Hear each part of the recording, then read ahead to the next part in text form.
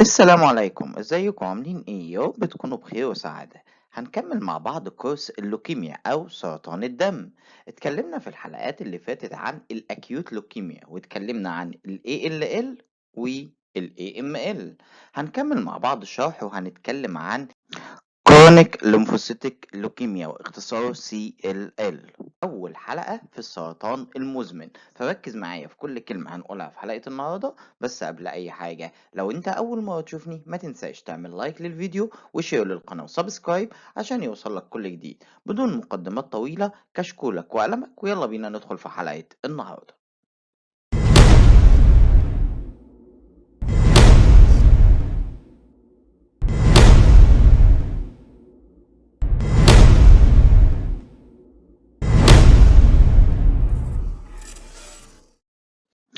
كرونيك ليمفوسيتك لوكيميا واختصاره CLL، سرطان الدم المزمن الليمفاوي. تعال أفهمك الموضوع بكل بساطة. قالك بص يا سيدي، أنا عندي خلية اسمها الليمفوسايت، بيتم إنتاجها كالآتي: الستيم سيل هتديني خلية الليمفوبلاست، والليمفوبلاست هتديني الليمفوسايت. الليمفوسايت هيحصل لها ديفرنشيشن لبي سيل وتي سيل. لو حصل بقى ديفكت في خلية البي سيل، هنا يحصل عندي بي سيل سي ال ال. ولو حصل مشكلة عندي في خلية التي سيل، هنا يحصل مشكلة ويديني تي سيل سي ال ال. طب بص كده ان جنرال بشكل عام، السي ال ال بيصيب الاولد ايج، الناس كبار السن اللي فوق 60 سنة، وبيكون الموست كومن في السي ال ال هو النوع البي سيل. جميل. طيب بيتميز بايه؟ ان كرات الدم البيضاء هتكون عالية، يعني عندي ليكوسايتوزس، والابسوليوت كاونت للليمفوسايت اكبر من 50,000. حلو جدا. ولما بعمل بون مارو اكزام هلاحظ وجود الليمفوسايت بنسبة اكبر من 30%. خلي بالك، الليمفوسايت هتكون ناضجة بس ما هي شغالة. طب ازاي بكتشف السي ال ال؟ قالك بنكتشفه بالصدفة عن طريق اجراء الروتين CBC. مريض السي ال ال هيشتكي من شوية اعراض زي الوكنس، الضعف العام، فتيج، الويت لوس، الانفكشن، والسبلينوميجالي، والليمفادونوباثي. طب بص، أهم حاجة بتميز اللوكيميا من النوع السي ال ال إن حوالي 25% من المصابين بيكونوا asymptomatic، ما بيظهرش عليهم أعراض، وعشان كده قلنا بنكتشفها بايلك عن طريق إن احنا نعمل تحليل الروتين CBC analysis. تعال اقول لك معلومة حلوة جدا.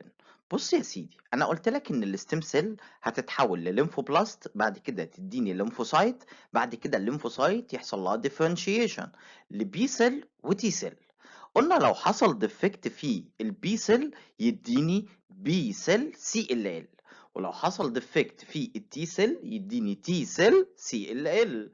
وقلنا ان الموست كومن في السي ال ال ان المشكلة تكون في خلية البي سيل. جميل. طب البي سيل دي وظيفتها ايه؟ انها بتنتج لينا الانتي بودي، الاجسام المضاده. طيب لو حصل ديفكت في انتاج الاجسام المضاده، الانتي بودي، يحصل ايه؟ قال لك هنا البي سيل مش هتطلع ليا انتي بودي، وبالتالي مش هتقوم بدورها، وبالتالي المريض دوت هيتصاب بالانفكشن ويحصل له انفلاميشن، نتيجه لان المريض ده هيحصل له هايبو جاما جلوبيونيميا. جميل، يعني انخفاض نسبه الجاما جلوبين في الدم. كمان ممكن يحصل عندي جيناتيك ديس اوردر. ازاي؟ قالك الكروموسوم رقم 16 هيحصل فيه ديليشن ويطلع ليا كروموسوم جديد، الكروموسوم الجديد دوت يؤدي للإصابة للسي ال ال. بص يا سيدي، الولايات المتحدة الأمريكية عملت لي كلاسيفيكيشن حلو جدا للسي ال ال، وسميته بالرايا ستيجن سيستم. جميل. قالت لك بص، انا عندي ستيج 0 وستيج 1 وستيج 2 وستيج 3 وستيج 4، وهنمسك عندنا الليكوسايتوزيس والثرومبوسايت والانيميا والسبلينوميجالي والهيباتوميجالي والليمفادونوباثي، وهنبدأ نشوف في كل ستيج ايه اللي هيحصل عندي. فمثلا في ستيج 0 هتلاقي عندك absolute leukocytosis more than 150,000، وهتلاقي عندك الثرومبوسايت الصفائح طبيعية أو قريبة للطبيعي، ومفيش أنيميا، ومفيش سبلينوميجالي، ومفيش هيباتوميجالي، وكمان مفيش ليمفادونوباثي.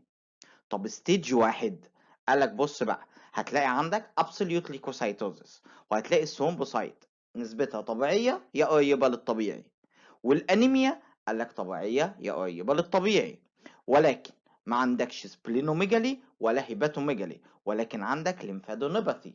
جميل. طب ستيج رقم اتنين قالك هتلاقي عندك absolute leukocytosis، وهتلاقي الصفائح الدموية طبيعية أو قريبة من الطبيعي، وهتلاقي الأنيميا طبيعية أو قريبة من الطبيعي، وممكن يكون في هيباتوميجالي أو اسبلينوميجالي، لكن الليمفادونوباثي مش موجودة.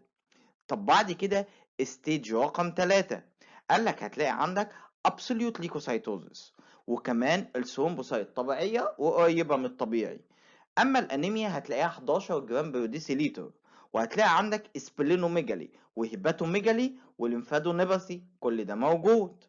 طيب الستيج رقم 4 والأخيرة قالك هتلاقي موجود absolute leukocytosis، وكمان الثرومبوسايت هتلاقي فيها ثرومبوسايتوبينيا انخفاض الصفائح الدموية، وهتلاقي عندك أنيميا وسبلينوميجالي وهيباتوميجالي وليمفادونوباثي. جميل جدا. دلوقتي هنتكلم عن اللاب دايجنوزس وازاي اشخص منه السي ال ال، فركز معايا. اول حاجه هنعملها للمريض وهو الكومبليت بلاد بيكتشر، تحليل صوره الدم with blood film. هنلاقي ايه في البلاد فيلم؟ قالك هتلاقي سمول ليمفوسايت. مش احنا قلنا ان الموست كومن في السي ال ال الاصابه بتكون في البي سيل؟ قالك البي سيل دي بنسميها سمول ليمفوسايت، اما التي سيل بنسميها لارج ليمفوسايت. فهنلاقي سمول ليمفوسايت بنسبه كبيره جدا. بتتميز بايه البي سيل او السمول ليمفوسايت؟ قالك انها هتكون ماتيور، هتكون ناضجه وديفكتيف. طب شكلها بيكون ايه؟ قالك خلايا مدورة حجمها صغير كثيفة الكروماتين. لما نبص على تحليل السي بي سي هنلاقي عندنا نورموسيتك نورموكروميك انيميا، كمان ثرومبوسايتوبينيا، وهنلاقي عندنا ابسوليوت ليكوسايتوزيس. وكمان في البلاد فيلم ممكن نشوف خلية اول ما تشوفها تعرف اللي انت بتلعب في السي ال ال، اسمها سمارج سيل. الخلية دي عبارة عن بي سيل حصل لها انفجار، اتكسرت أو اتفرقعت، ودي مميزة جدا للإصابة بالسي ال ال. كمان هنعمل immunological marker بتقنية الفلو سيل عشان نعرف إذا كانت المشكلة في البي سيل ولا التي سيل. فهنلاقي عندنا في البي سيل سي ال ال الاميونولوجيكال ماركر اللي انت شايفها قدامك دي. طيب في انواع تانية من السي ال ال بتكون less common او اقل شهرة. فمثلا لو حصل عندك ديفكت في البي سيل فيديك بي سيل سي ال ال، يديك شوية انواع زي ما انت شايف قدامك. ولو في ديفكت في التي سيل يديك كل الانواع اللي قدامك دي من اللوكيميا. دي كانت حلقة النهاردة في السي ال ال. اتمنى الحلقة تكون مفيدة، ولو عجبتك الحلقة ما تنساش تعمل لايك للفيديو وشير للقناة وسبسكرايب عشان يوصلك كل جديد. كان معاكم كابتن اناليسيس.